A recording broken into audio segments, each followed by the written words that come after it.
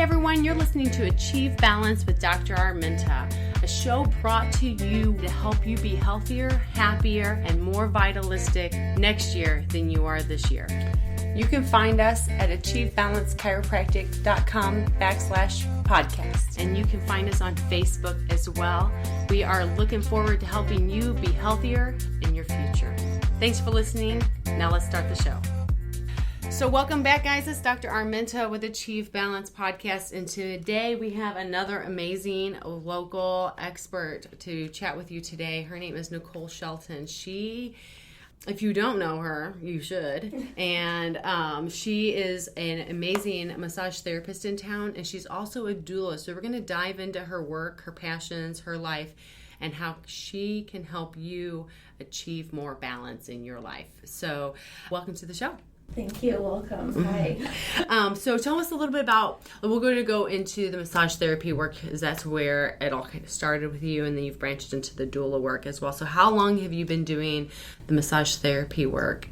I started in June as working out of Cherry Hill Massage Therapy in 2010 and kind of took off. My first client was actually a prenatal client and immediately fell in love with that kind of niche of how in 9 months she can change, and then worked for a chiropractor for 8 years. Awesome. And then kind of still work and dabble with all of that and got a lot of my education and just did that way. I love it. And what's the name of your office? Alleviation Therapy. Wonderful. And that's located right inside the CSC Cafe. And so if you've listened to our show, you know how much of a love that I have for CSC and what they do over there. So she is right there in their cafe. It has a beautiful, beautiful space there. And I've been there, and she does amazing, amazing work. So tell us what your passion is when it comes to putting your hands on people and watching them transform into a better version of themselves. I think it's the mystery of it all. Like, you come in with a problem, and I'm trying to assess what you do on the daily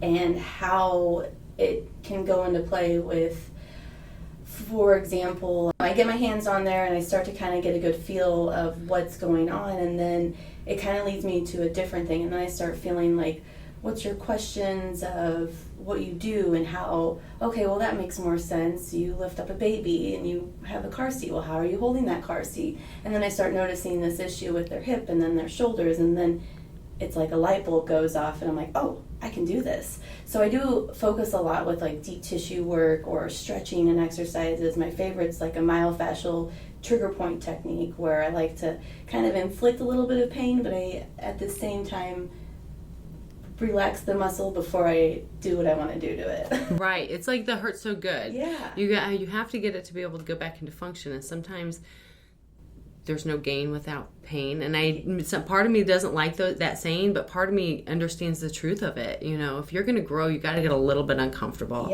when it comes to that. And I like to do a lot with range of motion testing. So if they're not going through range of motion and it's not a muscular issue, my favorite thing is to obviously refer out, because I'm not going to be able to work with that. Right. So the more that I assess with that, the more I gain knowledge based off of all of my experiences. That's gotten me to where I'm at. And with prenatal care, you get 9 months to kind of work with this, and it's like, what did you do prior to this? Now I can implement this. We've got 9 months to figure out this, so your birth is a lot easier. That is critical too. Yeah. So let's go back to the range of motion stuff that you work with, because I find that being a chiropractor and knowing Dr. Kurt and all of the education that you've gotten over there as well, the range of motion thing is such a critical aspect, because if the joint doesn't go through the full range of motion, you're never going to elicit the proprioceptive response, which what that means is the where's my body in space response from your brain. And that decreases the stress response of the central nervous system. So you ensuring that the range of motion of all of the joints are working properly, and if they're not working properly, knowing exactly who to get that person to is so critical, not only for how they feel, but actually how their brain functions. And I think that people need to understand that, and if I could just beat it into them so much more, like that's one of the things we harp on big time in our office, because if the joint doesn't move, you're not getting the proper signal to the brain, and that can throw the entire orchestration off of the entire system. I like to say your muscles start compensating. Other muscles do because you're not using it properly. So then it goes up to the brain and it doesn't function. You start having diet issues or absolutely other problems. And you can also, when that joint doesn't respond the way that it needs to, and the muscle has to start responding differently because the joint's not responding appropriately. We all know that muscles have memory association with them, and so that your body becomes used to that feedback loop of, oh, this is what the muscle wants to do now, and so we have to retrain that over time. And that's why, just like with chiropractic care, massage therapy work, that's part of a normal, healthy wellness lifestyle. It's not something that you do just as fluff. It is something that is vital for your overall well-being and health of the one temple, the one car that you get to drive through this life and experience life with. And I think that that's hugely important. So tell us more about the prenatal stuff, because I want to dive into that and transition into the doula work that you do. Where do I start? I had a friend that was getting ready to have a baby, and she sent me this Facebook link, and I had no idea what Nona was. I had no idea what a doula was, and I just knew that I was going to focus with prenatal women because I enjoyed watching them grow as a mother, or grow into a mother. And I always guess 50-50 chance, but it's a boy or a girl. And it was always so fun to have that statistic. And then when I started researching what a doula was, another light bulb went off. Oh, now I can educate women and be an advocate for them, not only just in their muscle elements and their structural standpoint. Now I can actually explain to them what's going on with each trimester, and this is why you're feeling this way, and this is why this could be happening, and maybe we could implement this stretch, or maybe I could suggest this. And then it spiraled into, oh, you're having contractions now, maybe we should put your body into this, and maybe we should do movement. And Erica Kroll really helped me, like, just as a kind of more of a mentor. She is the instructor that I went through at Nona. And so let's back up for a second, because most people, there's a lot of people out there that the word doula, they have a concept of what this idea is, but they might not know exactly what it is. So explain to our audience, what is a doula? What's the purpose? What's the position? What do you do in terms of being a doula? I think I've kind of modified the term because my massage therapy background, there's not a lot of doulas that are massage therapists that implement that same knowledge base that I'm doing. A doula is an advocate and a supporter, emotionally, physically, mentally, the whole entire term of pregnancy. There's postpartum doulas that help with postnatal care as well. Lactation consultant, they all kind of go and tie together. As a doula, though, we're there for you 24/7. It's let us do the scientific research. Let us give you the statistics of the risk analysis. Let's do a benefit analysis. What's safe for you and what's safe for baby, and we're going to give you all of that knowledge base off of your birth plan. It's up to you as the mother of what you want your birth to do, and we're going to do everything to educate and advocate for you. Not to give medical advice, but just to be a good backboard for references. Go to this person because of this. Help go do this to get that. You want to do midwife. Okay, well, here's a referral recommendation. Mm-hmm. Here's an OB. Here's a hospital. Like, you as a mother have so much going through you emotionally that you don't know where to start even. So I have mothers at 6 weeks just contact, asking questions like, what do I do? I'm like, well, let's wait until 8 weeks, or let me kind of start doing this route. What is your birth plan? Fill this out for me, and then let's see what we can go from there. I really just want to be your education. I just want to help you out on that part. Most people, when it comes to pregnancy, when it comes to labor and delivery, a lot of people just assume that they're going to buy what to expect when I'm expecting, and it's all going to go by the book, and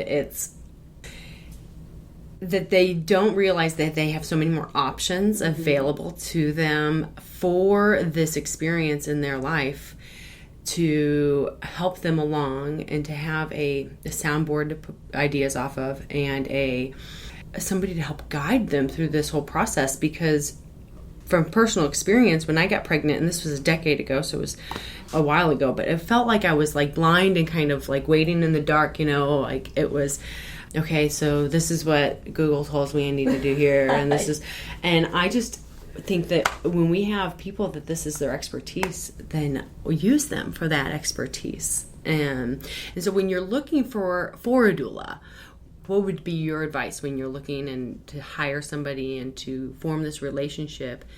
What would you recommend for people to look for? So it depends on exactly what you're wanting out of your birth. I always suggest that everybody, like I said, fill out a birth plan. But to find a doula is hard because in the Missouri state laws or regulations, there's a certificate that you can get, but to find us is pretty few and far between. So Googling doula, you're going to get some good research, or you'll find some good doulas that you can research for, and it's hard to say how you could exactly find one without searching for it, but knowing questions that you could ask your doula beforehand, like an interview process, is key, because you should search and interview with multiple doulas to find that right one. It shouldn't just be one doula. I have a reference of like probably 6 other doulas that if you're not a good fit for me, you probably should go to this person, because my background's a lot with movement. So a lot of moms come to me because they've been in pain, or they have some surgical issue, complication that they're afraid might inhibit them to have labor naturally. Or I have a lot of hospital staff members that come to me because of my medical background as a chiropractic assistant too. So, and I think that that's one of the things that I notice is that when people are finding doulas, it's usually this beautiful word of mouth, especially in our community. Our community is really good about this. But it's not like they have websites. They don't have brick and mortar spaces that you can go and find. But finding somebody that has the background like you have, with working with, right next to a doctor for 8 years, and also you're on the board of the massage therapy school over here at the Career Center. Thank you so much. Your background with the Career Center and being on the board and being an advocate for education portion, and just your hands-on experiencing, it gives you wider range than just your typical certification when it comes to that. That's what I find is very unique about you and your position and what you do. And so you tell me about some of your favorite birth experiences, because these are always so much fun. Because when you watch life being happening in front of you, it's over. It's you get really humble real quick. And you're on cloud 9 for like a long time. And there's nothing that really can calm you down out of it. My poor mom and my best friend, every time I'm like, I don't care what time it is, I'm calling them. And I'm like, this is what happened. I get goosebumps talking all about it. And it's nice to have that person that you can contact, because there is a high. Like, I've never had my own personal birth experience, so I have a non-judgmental and a non-biased opinion about birth. So you tell me your birth story, and I'm like, oh my gosh, every birth that I've ever experienced, I could write a book about them, because I don't know what everybody's going through. So each one's been so intense and so unique is a good word from earlier story. But I don't know. They've all been so perfect. My favorite was probably the one mother that she ended up developing HELLP syndrome afterwards, but it really tested my medical knowledge through this whole pregnancy. Her contractions and labor were early on, Braxton Hicks, and was like for 2 weeks, she was just having constant contractions. I'm like, this is going to be it. I even stayed the night with her all night while her husband was working a 24-hour shift. So I was like, this is going to be the night we're going to go to the hospital. No, that didn't happen either.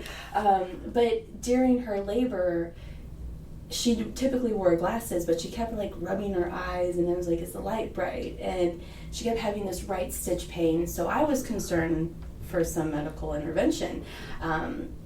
Ended up rupturing her water and had meconium in there. She ended up having a lot of preeclampsia symptoms, but ended up developing HELLPS afterwards. So it was nice for me to like contact with the nurses and the hospital staff. Hey, I think this is what I'm noticing. Have you guys noticed anything, or are you noticing anything? And you know, the labor was long. I take that back. A lot of my labors were 24 plus hours. And after I started doing this induction process with an ESTA machine or acupressure points, I kind of created a system that I could do and help along the process of labor.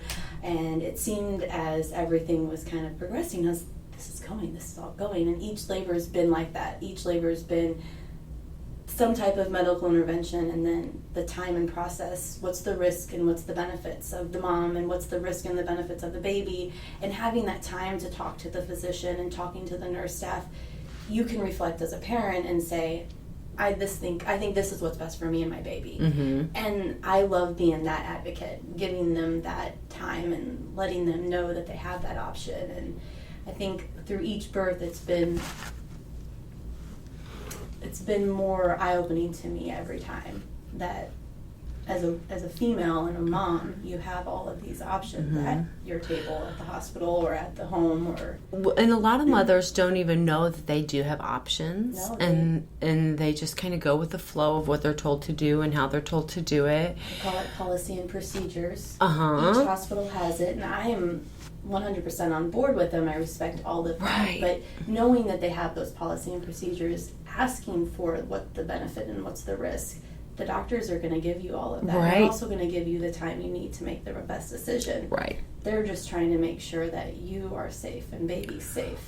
And then those policies and procedures, like that gives you the opportunity to, ask questions and explain it to and communicate to the mom, because you've already formed the relationship with the mom for quite some time, and you know how she communicates, you know her state of mind, no offense to the nurses at the hospitals, but they're there for go time, if you would.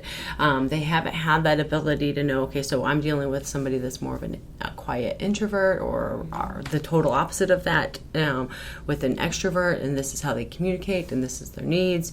You can preempt a lot of that prior to go time, if you would, when it comes to that. And then being an ability to keep a mom in a state of peace of mind and encouragement, because once they go into that stress response, it's a lot harder for the labor and delivery process to really open and develop and progress to delivery. And I notice with moms, a lot of the time, I call it limbic dominance. They kick into that state of mind, and I am their go-to. I'm the vocal one that they reach out for. Nicole, help me. Nicole, maybe they don't even say help me, it's just Nicole. In that moment, I know every mom's done that for me. This is the time. The husband or the spouse or the partner, they are that focal point. So once that happens, it's a beautiful moment, because that transition has happened and we're getting ready to have a baby. Life is about to be born. And you can't change that in any way. No, and then it gives the dad the opportunity, or the partner, I should say the partner, the opportunity to be there for the mother and let you be there for the mother in terms of, having that experience together instead of having other parent be the advocate. They're watching this unfold, and you're both there. Get to experience that together in a sense where I like being kind of like the outside looking in. I'm just kind of here. Hey, apply touch here, or I'm the one that's applying touch. Wherever our purpose is, us three together, we're about to bring life. And then the hospital staff or the medical staff around us, whether it's a midwife or another doula. I've had another doula come and help me as 2 births had happened at the same time, and I was at the hospital bouncing back and forth. Oh, wow. That was exciting. That takes some scheduling there because you can't predict these things. No, babies can come whenever they want. And one client went in to get her cervix checked, and her water had ruptured, and the next client was getting induced the next morning. So what do? You pray that they're both at the same hospital. Right? That's exactly what I was thinking. That is funny. That's exactly the case, and they were both low intervention, so I would just check in between 2, and that was... What a dream day. It was exciting because 2 babies in one day, 4 hours apart. Who can say that happens? That's an OB. Right. Or a midwife. And I'm like, I got to experience it too, but I'll never do that. It was intense. That's wonderful. But it is intense. You got to see 2 babies. Oh, well, the whole thing is an intense. It's an adrenaline rush. And I swear that being second mom involved in that. It's like she knew. It's like she knew, okay, Nicole's not here right now. And then I came in and I was like, you ready to have this baby? In 4 hours, it was like, boom. I was like, good thing you waited. I love that. I love that. So you've been doing doula work for the last 2 years. Yep. And you're getting ready to do a set of twins in October that are due? Is that what you're ready? Yep. It's a scheduled C-section. So right now I'm just doing prenatal care, and I'll help a lot more with postnatal care. They already have a 2-year-old too, so and she turns 3 in November, so it's a lot for the whole family to adjust. And luckily they have a great support system with family that live close by, so I'm probably going to be more of like the nighttime doula, help out with their cleaning and laundry keep up or trash, and help with feeding in a sense to make sure mom gets plenty of rest. So right, it'll be a nice transition. That's an important part, because once you get home, there really is no more contact. No. Except for your checkups, and those are all based off of just making sure there's no infection and that baby is growing like baby needs to grow, and mom is healing like mom needs to heal. But the whole transition back into life, especially when you have 2 brand new infants and a toddler, is a whole different ball game to go into. So when you can have somebody be an advocate for you and be there to help support you and help transition you, so it's not so overwhelming. I think that one of my favorite things about being a doula is like, this is another usually woman. I mean, majority of doulas that I've ever met have been women that help another woman in their experience of motherhood. And that's so powerful from a woman to woman interaction and experience, and a tribal aspect. I'm very much into the tribe vibration, the tribal aspect of, because really we're all one, and if we can all love one another and be and like understand we don't have to do this all by ourselves. You don't have to be superwoman.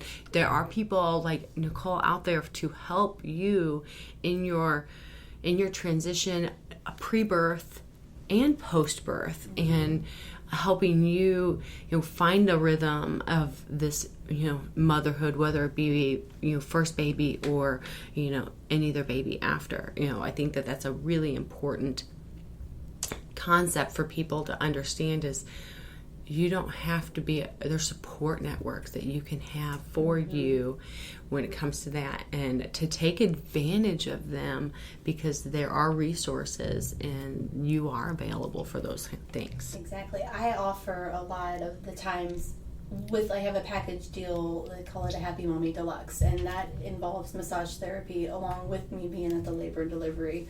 I'll stay as soon as baby's born, baby latches for breastfeeding or skin to skin. Once everything's calmed down, I guess you can say, of that feeling of that high, I will leave and I come back as a postpartum doula for a visit, whether it's to do a chair massage or whether it's just to have them fill out a form to see if I need to refer them out to somewhere else, or whether it's to talk about postnatal care to be a postpartum doula. Because of that, I've already built that relationship. I've already built that support prior to, so then I'm going to be able to say, let's check in with mom. How are you doing? no one's talking about you so much as how beautiful baby is and how baby's doing. And yeah, of course you're going to lack sleep, but I want to be able to be there as a postpartum doula to help you kind of process that too. Or to refer you to somebody that might need more one-on-one time. Right. I don't necessarily, as a postpartum doula, you don't want to just be a tidy, kind of like cleaning up the house and everything. You want to still maybe check in with the lactation consultant to make sure feeding's going good. I suggest all my moms to use a whiteboard, put it on the fridge, write all the things that you would like done, like dishes or laundry or taking out the trash, something that you do on a day-to-day that maybe you can't do because it's hard to even get a shower in for that day. So if your friends or family or somebody comes over and they're like, what can I do to help? Instead of you saying, oh, I'd really like to have the dishes done, why don't you go find something that's on that whiteboard, do that before you hold my baby. And let the mom like have that break, finish what the body and she's doing. If she's breastfeeding, then hand it off to the supporting member that's coming to help. Then go take a nap, go rest. You don't need a visit. You can just get some time alone, and then come out to visit. I think that that's a huge thing, because I think that new moms especially feel as if I have to get everything ready so people can come and see the baby and come and visit the baby. They want to be Superwoman again. Right. And like, that's not the time. It's time to take care of self. And it's okay to have visitors over and you be resting while they're loving on the new babe. I think that that's really, really important. And just setting them up to let them know that you can take the cape off now. And we don't have, you can have the support network with that. So and you're already doing it. You already delivered a baby. However that delivery went, you have now another little human to take care of, and you still have to take care of yourself, because if you're not taking care of yourself, you're not going to take care of the baby as well as you should. That's another thing to refer out with chiropractic care. You co-sleeping, or you're picking up some funny car seat in a weird way, and you're walking funny with a baby, and you're trying to multitask and do the dishes and still soothe the baby, and your body just gets really out of whack. And we went from a high relaxing, and now we're like, whoa, we got to figure all this stuff back out. Our body's trying to assess back into where its normal stand should be. So my favorite is like 4 to 6 weeks postpartum, definitely. I love that. It is like, and moms have this whole different muscle tension that's on them. Instead of it being all nice and easy for me to relax, now it's like, oh, I've got to put some extra pressure into this. This mom's got a lot of tension. Or just talking to them about the tension so they're aware of what's going on. Because I don't think that moms really understand how much of transition it is. Like, they think that, like, oh, everything's done after labor and delivery. That's when the real work starts, and finding that transition and to get into a rhythm and having the support network and the encouragement and the knowledge direction that you could provide for them is beyond beneficial. Obviously, in the show notes, guys, we're going to have ways that you can get a hold of Nicole, and her last name is Shelton. I don't know if I said that at the beginning. And she is at Alleviation Therapy. I will put her website, contact information in our show notes as well. But why don't you tell them the best way to get a hold of you so that they can reach out if they have questions after they've heard this? Yes. I prefer that anybody check out my website for any kind of information. You can schedule an appointment for a consultation that is free of charge at alleviationtherapy.com. You can also email me at nrshelton.lmt@gmail.com. That will also help me guide you to where we need to go. Perfect. Well, thank you so much for joining us. Thank you so much for Thank you having for me. what you do too. It's so cool. So very cool. So, you do. Well, guys, I hope you enjoyed this episode. Catch us on the next one, and we hope you have a beautiful day. Hi guys, Dr. Arminta here. Thank you so much for listening. I hope today's episode brought you information to help you eat better, move better, think better, and take care of the true root of your health issues. You can find us online at achievebalancechiropractic.com/podcasts, and you can find us on social media as well. We look forward to having you here the next episode, and we look forward to helping you create a healthier future tomorrow.